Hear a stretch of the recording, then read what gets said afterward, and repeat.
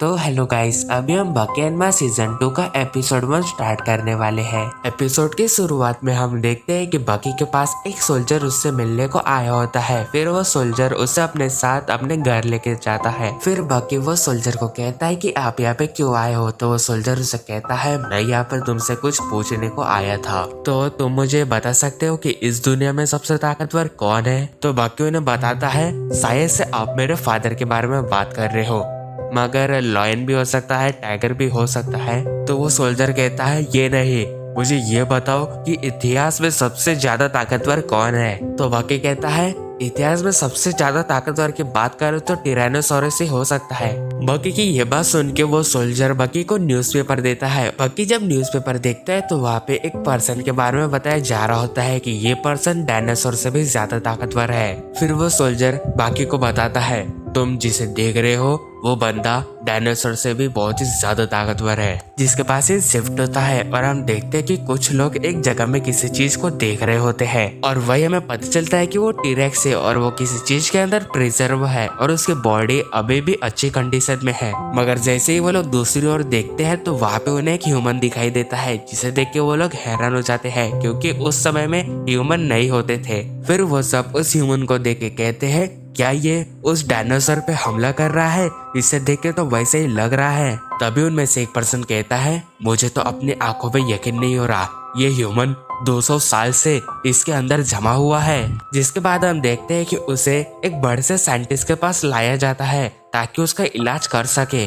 वही वो डॉक्टर उन सबको बताता है, ये बहुत ही बड़ी खोज है, फिलहाल के लिए हम इसे गवर्नमेंट को नहीं बता सकते। ये जो ह्यूमन अभी हमारे सामने है, ये करीबन 200 साल से उस बर्फ के अंदर जमा हुआ था, तो सबसे पहले हमें इसके ऊपर एक्सपेरिमेंट करना पड़ेगा। डॉक्टर की ये बात सुन के वहीं पे खड़ा एक पर्सन कहता है, क्या हम इसे वैसे जिंदा करने वाले हैं? तो डॉक्टर उससे बताता है, हाँ हम ऐसा कर सकते हैं, क्योंकि कुछ समय पहले की बात है, हमारी तरह और एक डॉक्टर ने ऐसी चीज को ढूंढा था और उसके अंदर कुछ जर्म्स थे जो अभी भी उसके अंदर प्रिजर्व थे। उसके बाद उस डॉक्टर ने उन जर्म्स को निकाल के कुछ बॉटल्स के अंदर प्रिजर्व करने लगा। उस डॉक्टर ने उन जर्म्स को नमक के पानी के अंदर कुछ समय के लिए छोड़ दिया। फिर देखते ही देखते वो जर्म्स 128 दिनों के बाद वापस से जिंदा हो गए। जिसके बाद वो डॉक्टर उन सबको कहते हैं, हमारे पास कोई चॉइस नहीं है, हमें भी उसी तरह इस बॉडी को नमक के पानी के अंदर प्रिजर्व करके रखना पड़ेगा। अगर हमने फिर से इसे जिंदा कर दिया तो ये एक बहुत ही बड़ी खोज होगी। फिर अगले सीन में हम देखते हैं कि उस बॉडी को नमक के पानी के अंदर प्रिजर्व कर दिया जाता है। फिर वहीं पे खड़ा वो पर्सन कहता है, क्या हम फिर से इस बॉडी को जिंदा कर पाएंगे? अगर हमने ऐसा कर लिया तो हमारी ये बहुत ही बड़ी खोज होगी, मगर देखने से तो ऐसा नहीं लगता, जान दो, मुझे फर्क नहीं पड़ता। और ये कह के वो वहां से चले जाता है। जिसके बाद हम उस पर्सन को देखते हैं जो एक जगह में बैठ के कुछ खा रहा होता है, पर तभी उसे एक बात याद आती है और वो बात याद करके वो जल्दी से भागने लगता है और सोचता है, मैं पहला इंसान हूँगा जो इस दुनिया में सबसे पहले टीरेक्स का मांस खाएगा। और दूसरी तरफ हम उस डॉक्टर को देखते हैं जो उस ह्यूमन की बॉडी की जांच कर रहा होता है और तभी उसे पता चलता है कि इस ह्यूमन ने जमने से पहले एक टीरेक्स का मांस खाया था। और ये बात जानते ही उसके होश उड़ जाते हैं। फिर वो जो दूसरा डॉक्टर होता है उसने टीरेक्स के मांस को काट के ला लिया होता है और उसे पकाने लगता है और उसकी जो सुगंध होती है वो उस ह्यूमन के पास चली जाती है और वो ह्यूमन उस सुगंध को पहचान लेता है, जिस वजह से वो पहली बार अपनी आँख खोलता है। फिर वो ह्यूमन, जिसे अब हम पिकल कहेंगे, वो अपने आसपास देखने लगता है और उसे सब कुछ नया नया दिखाई दे रहा होता है क्योंकि उसने पहली बार अपने आंखों के सामने इतनी रोशनी दिखी थी। ये सब देख के तो पिकल समझ ही गया था कि वो अब अपनी जगह पे नहीं है, वो दूसरी जगह में आ चुका है। फिर वो वहां से निकल के उस सुगंध की ओर जाने लगता है क्योंकि उसे बहुत ही भूख लगी होती है। इसके बाद हम उस डॉक्टर को देखते हैं जो बहुत ही मजे लेके उस टीरेक्स के मांस को खा रहा होता है। तभी उसे अपने पीछे किसी की आवाज आती है। वो देखता है तो उसके पीछे पिकल खड़ा होता है। उसे देख के वो एकदम के लिए शॉक हो जाता है। वो समझ नहीं पा रहा होता है कि उसे क्या करना चाहिए। जिसके बाद वो रियलाइज करता है कि उसके पीछे कौन है और उसे देख के वो पूरा शॉक हो जाता है। वो अपने मन में सोचने लगता है, ये इतने जल्दी जिंदा कैसे हो गया? अभी मुझे क्या करना चाहिए? मेरे पास एक भी औजार नहीं है। मेरा जो ड्राइवर है उसके अंदर गन है, मगर अगर मैं उसे निकालूंगा तो ये मुझ पे हमला कर देगा। पर तभी पिकल उसकी ओर अपना हाथ बढ़ाने लगता है मगर हम देखते हैं कि वो उस मटन को लेने के लिए आया होता है और उस मटन को खा लेता है। ये देख के वो डॉक्टर बहुत ही शौक हो जाता है। फिर पीकल जो होता है उस डॉक्टर को सूंघने लगता है, मगर उसके अंदर से उसे बहुत ही गंदी बदबू आ रही होती है, जिसके बाद वो अपने आसपास कुछ देखने लगता है। फिर वो डॉक्टर अपने ड्रॉअर में से अपनी गन निकाल लेता है एंड जो पीकल होता है वो जिस चीज को ढूंढ रहा होता है वो उसे नहीं मिलती, जिस वजह से वो बहुत गुस्सा हो जाता है। फिर जो पीकल होता है वो उस डॉक्टर के पास जाने लगता है। ये देख के वो डॉक्टर उस पर गोली चला देता है, मगर पीकल इतनी फुर्ती से उसके पीछे चले जाता है। उसे अपने पीछे देख के वो डॉक्टर बहुत ही डर जाता है और लगातार उस पर गोलियां चलाने लगता है। मगर वही हम देखते हैं कि उन गोलियों की वजह से पीकल को बस हल्की सी चोटें आई होती है। फिर पीकल उन गोलियों को डॉक्टर के ऊपर फेंक देता है,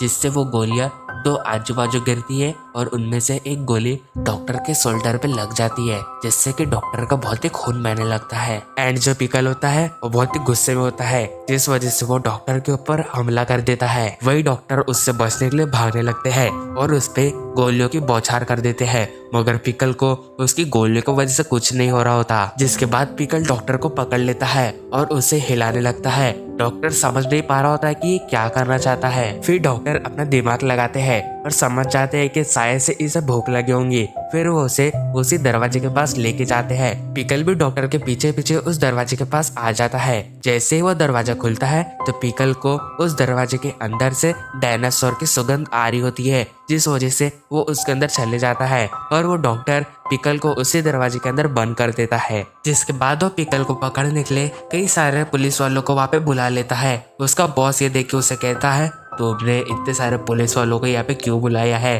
इससे सबको पता चल जाएगा कि हमारे पास एक अद्भुत चीज है। तो डॉक्टर कहता है, सर आपको नहीं पता पीकल कितना खतरनाक है, उसके पास बहुत ही खतरनाक पावर है। उसे पकड़ने के लिए ये पुलिस वाले भी काफी नहीं है, हमें उसे पकड़ने के लिए यहाँ पे मिलिट्री बुलानी पड़ेगी। उस डॉक्टर की ये बात सुन के वो बुढ़ा पर्सन को सोच रहा होता है, मगर तभी वहाँ पे एक पुलिस वाला आता है। वो उनसे कहता है, सर आपने जैसे बताया था वो पर्सन जिसे आप पीकल कहते हैं वो बहुत ही खतरनाक है, तो हमने उसे पकड़ने के लिए एक स्ट्रेटेजी बनाई है, तो अभी आप इस जगह से दूर हो जाइए। पुलिसमैन की ये बात सुन के वो बूढ़ा आदमी कहता है, तो सुनो, अगर तुमने उस पर्सन को इतनी सी भी चोट पहुंचाई तो तुम्हारी कंप्लेंट मैं गवर्नमेंट तक कर सकता हूँ, तो ये बात का ध्यान रखना कि तुम उसे एक भी चोट न पहुंचा पाओ। मगर तभी पीकल एक दीवार तोड़ के बाहर आ जाता है। ये देख के वो पुलिस वाले हैरान हो जाते हैं। फिर पीकल अपने सामने इतनी सारी रोशनी देख के घबराने लगता है, जिसके बाद वो एक एक करके पुलिस वालों पे हमला कर देता है। वहाँ पे जितनी भी गाड़ियाँ होती है जिसके अंदर से रोशनी आ रही होती है, पीकल उन सारी गाड़ियों को तोड़ रहा होता है, क्योंकि वो लाइट की वजह से घबरा रहा होता है। फिर वो थोड़ी ही देर में उस पूरी जगह को तबाह कर देता है। जिसके बाद पीकल को पकड़ने के लिए वहाँ पे मिलिट्री बुलाई जाती है एंड जो मिलिट्री का कमांडर होता है वो पीकल को देख के कहता है, क्या यही है वो? एंड जो पीकल होता है वो एक जगह पे बैठा होता है। फिर वो कमांडर अपने एक सोल्जर को वहाँ पे बुलाता है, जिसके पास एक बड़ा सा रोबोट होता है, और वो कमांडर कहता है, ये रोबोट बहुत ही खतरनाक है, ये एक शेर को भी हरा सकता है, तो ये पीकल क्या चीज है। जिसके बाद वो रोबोट पीकल से लड़ने के लिए चले जाता है। पीकल भी उस रोबोट को अपने पास देख के उठ जाता है और वो समझ जाता है कि ये मेरा दुश्मन है। जिसके बाद वो दोनों आपस में लड़ने को भिड़ जाते हैं एंड जो पीकल होता है वो उस रोबोट को पकड़ लेता है।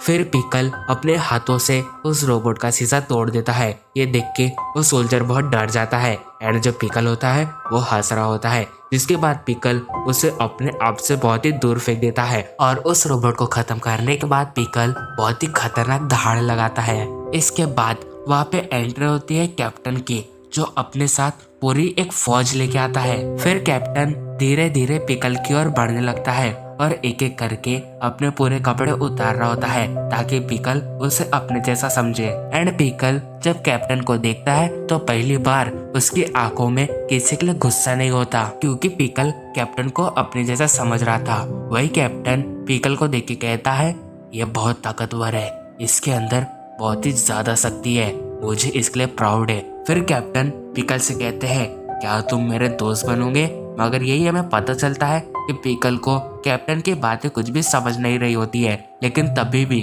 पीकल कैप्टन के साथ हाथ मिला लेता है और कैप्टन उसे कहते हैं, मैं तुम्हें जापान लेके जाऊंगा। और इसी के साथ हमारा एपिसोड एंड होता है। Thank you for watching my video.